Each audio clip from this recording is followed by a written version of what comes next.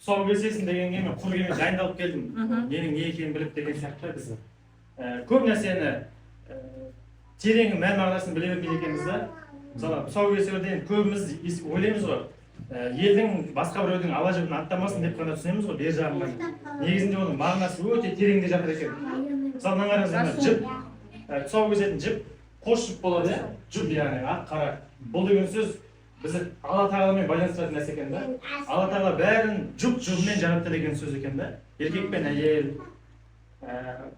күндіз бен түн, ақ пен қара деген сияқты бүкіл жан-жануарлар бәрі жұп-жұбымен жаратылған. Тек Алла ғана жалғыз деген белгісі екен да.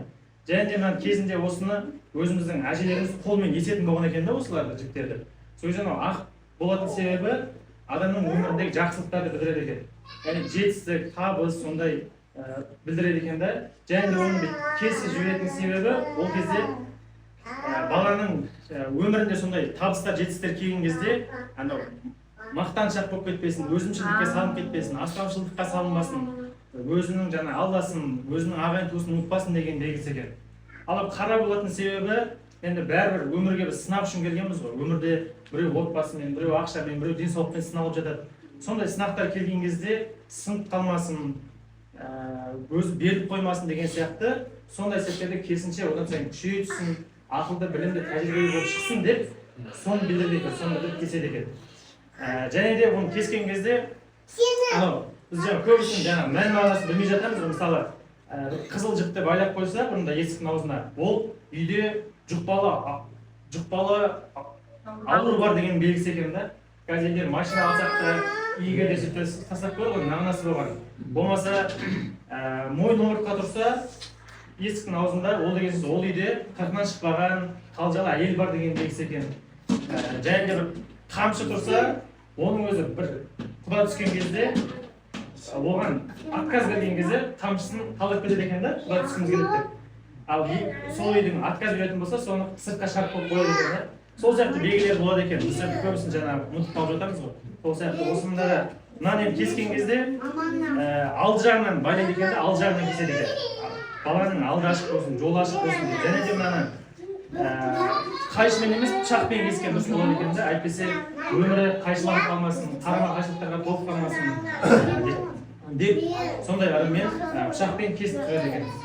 Және де оны жаңағы үлкендерге бата бергізеді, үлкендерге байлатқызғанмен негізі кішкене қарт кісілерден гөрі жастарға кестіртеді екен. Себебі қазір бабында тұрған, мысалы, қыз бала болса, оны әйел адам, және де ол тым қарт та болмау керек екен кесетін адам. Болмаса бойдақ кісі де болмайды екен да.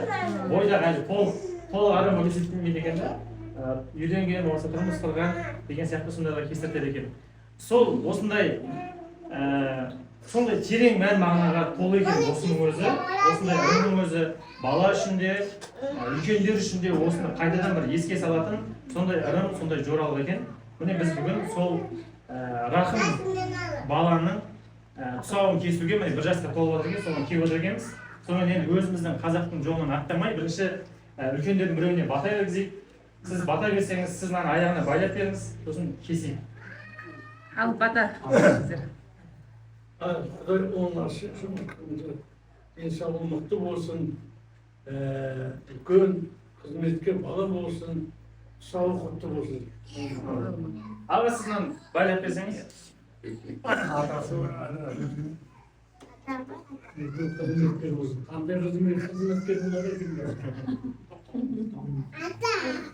Ерке болсын, байлап көмектесіп. Сабақты әпкелі үйресетін.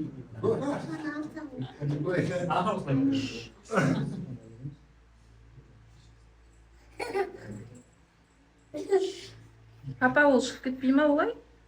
Ол сразу кесіледі.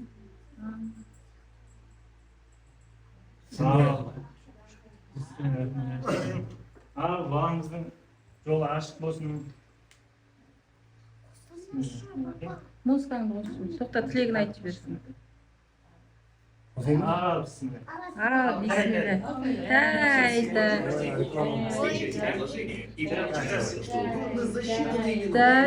Тайда.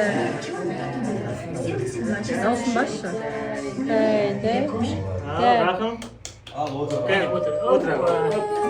не таңдайсың ақын мына ойыншықтың алып жатқан қайсысын аласың? Кемеңгер өзі таңдасын.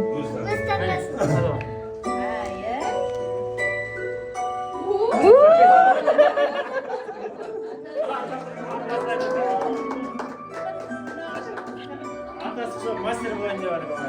Жаным, жаным. Сен істемесең мына істейін деп отыр.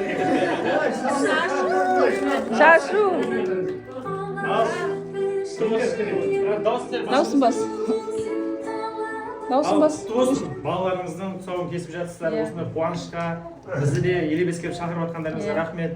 Жаңағындай осы тұсаукесердің өзінің мән мағынасына сай балаларыңыз аты да рахым екен.